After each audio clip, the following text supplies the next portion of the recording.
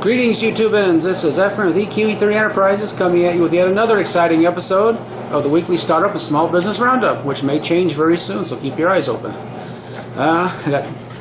Yet again, I have three worthy businesses to go over today. So let's get started. Small businesses, one's kind of a startup. First one's called MiniLock. It's not really a business per se, but it's an app coming out. But it shows some promise. It's called MiniLock. It's http://minilock.io/. MiniLock is a small portable file encryption software.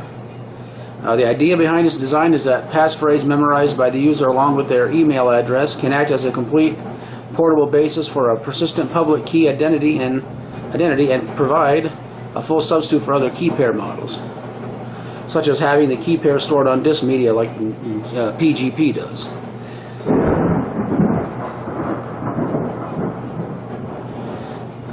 Says when first opened, MiniLock asks the user for their email address and a passphrase, which it then uses to derive the user's private and public keys.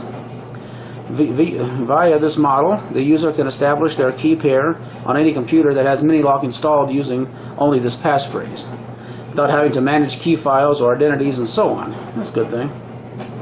Thanks to the small key sizes present in Curve 25519, we are guaranteed small, easily tweetable public keys and private keys that can be derived from passphrases.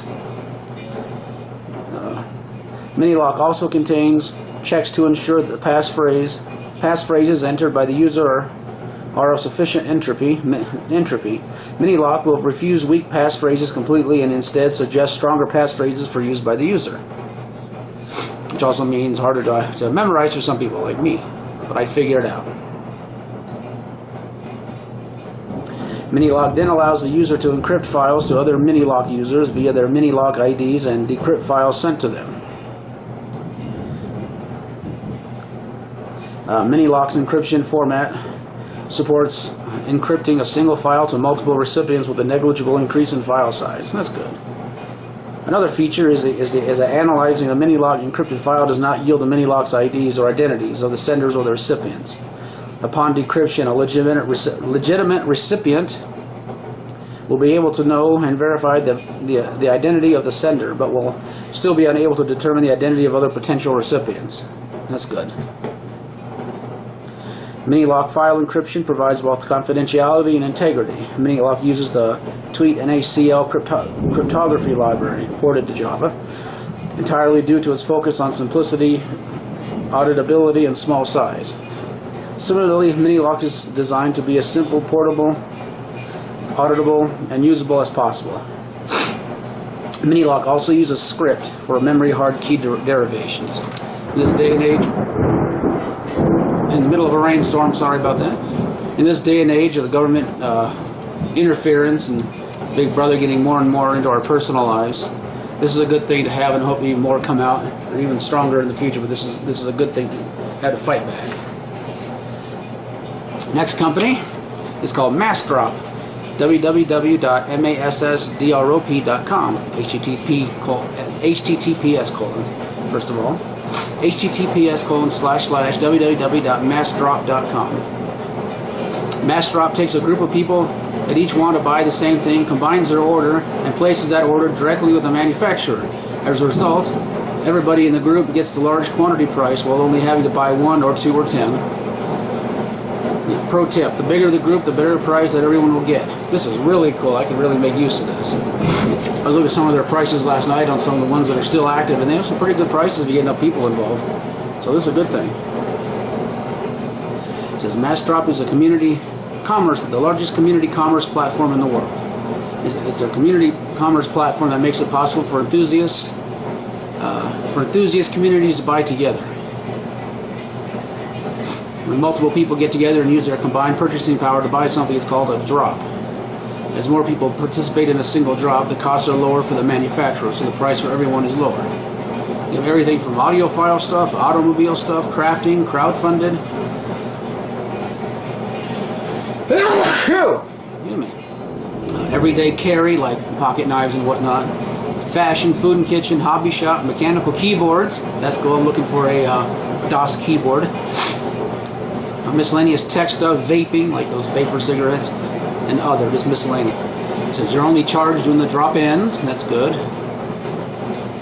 So what's the catch? Since we operate drops instead of selling products as a retailer, the process takes longer. We have to collect everyone's money, place the order, receive the product, and then ship it back out to you.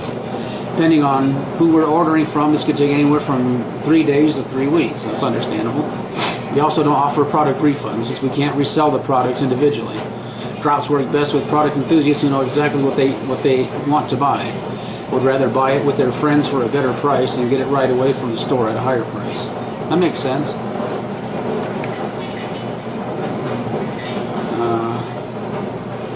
So what can I do to help a drop get a better price? Get the word out. More people get involved with it, the better the price.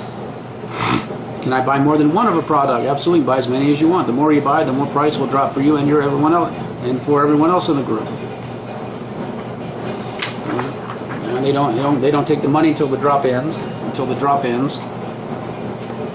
So they make a small listing fee on the vendor's side for listing a product. So that's how they make their money. If you don't get enough people to join a group, what if we don't get enough people to join a drop?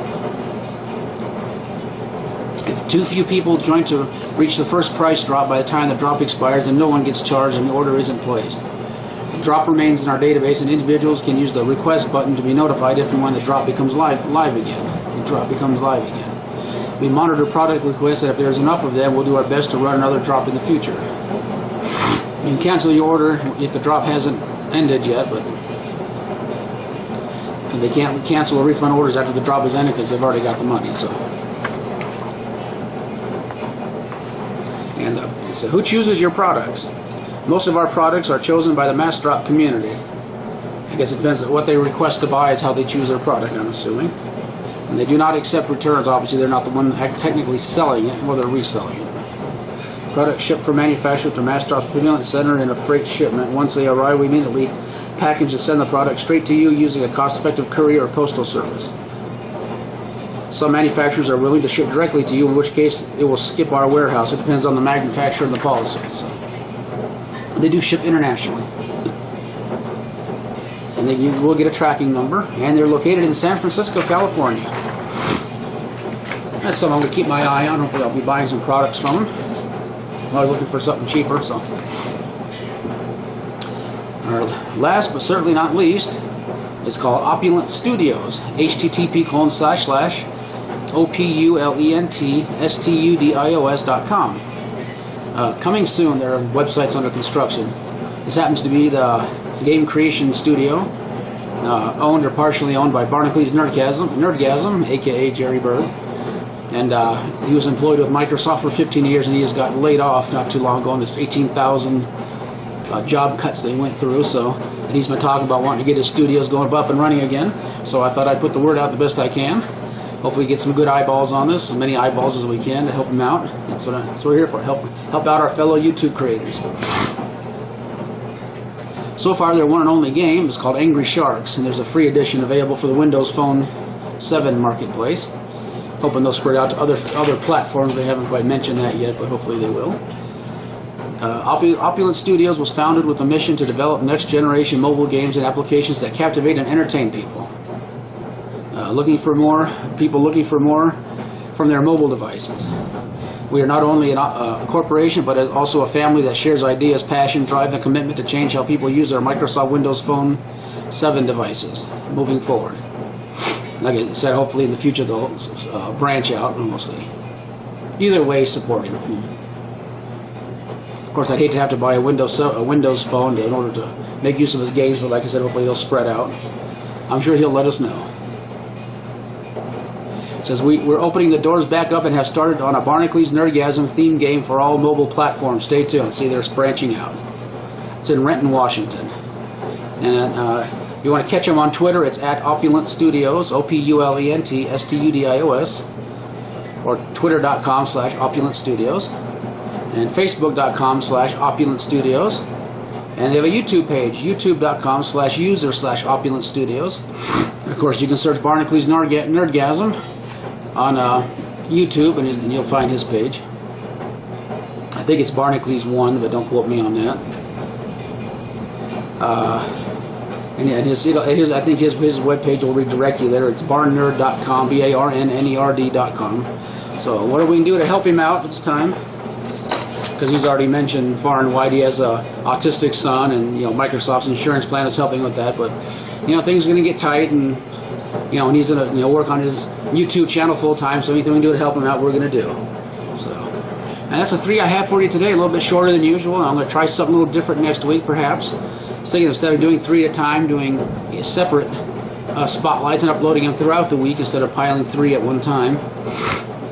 So we'll see how that goes. We're going to try a little experiment next week, and we'll see how it goes. So thank you for liking, subscribing, sharing, spreading the word about this channel, and watching other videos, and subscribing if I didn't mention it. Thumbs up if you liked it. Thumbs down if you didn't. Remember, I accept all constructive criticism, but I don't acknowledge trolls, unless you're a helpful troll. Thank you.